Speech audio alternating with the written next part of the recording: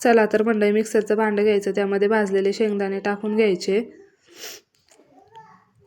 नंतर लगेच त्यामध्ये सोललेला लसूण टाकून घ्यायचा, हिरव्या मिरच्या टाकून घ्यायच्या, आवश्यकतेनुसार जेवढं तिखट खात असाल तेवढ्या टाकायच्या. नंतर लगेच त्यामध्ये मीठ टाकून घ्यायचं, थोडीशी हळद टाकून घ्यायची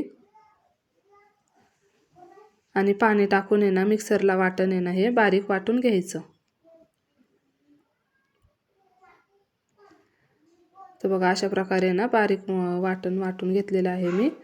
नंतर लगेच आता दुसऱ्या साईडला आपण कांदा घेतलेला आहे, मध्यम आकाराचा कांदा बारीक कट करून घ्यायचा. कोथिंबीर घ्यायची बारीक कट करून.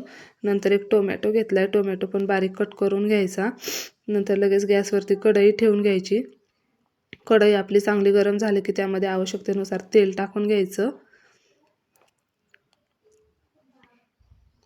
तेल आपलं चांगलं गरम झालं की कांदा टाकून घ्यायचा. कांदा चांगला तेलात परतून घ्यायचा. कांदा परतला की लगेच वाटण टाकून घ्यायचं.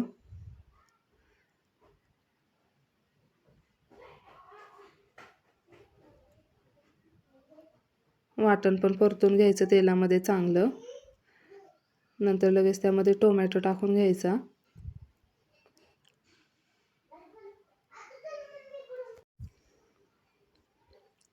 नंतर लगेच मिक्सरच्या भांड्यामध्ये पाणी टाकून ते पण पाणी यामध्ये टाकून घ्यायचं. कोथिंबीर टाकायची वरतून थोडीशी. पाणी ॲडजस्ट करून घ्यायचं, कितपत घट्ट पातळ पाहिजे नाही, किती लोकांसाठी बनवणार आहोत तेवढं. नंतर लगेच चवीपुरतं मीठ टाकून घ्यायचं.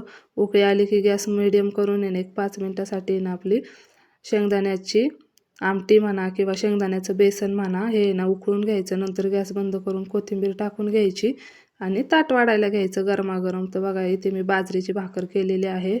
बाजरीची भाकर मस्त चुरून घ्यायची आणि त्यावरती आपलं शेंगदाण्याचं बेसन टाकून घ्यायचं. आमच्या इकडे शेंगदाण्याचं बेसन म्हणतात, तुमच्याकडे काय म्हणतात मला कमेंट करून नक्की सांगा.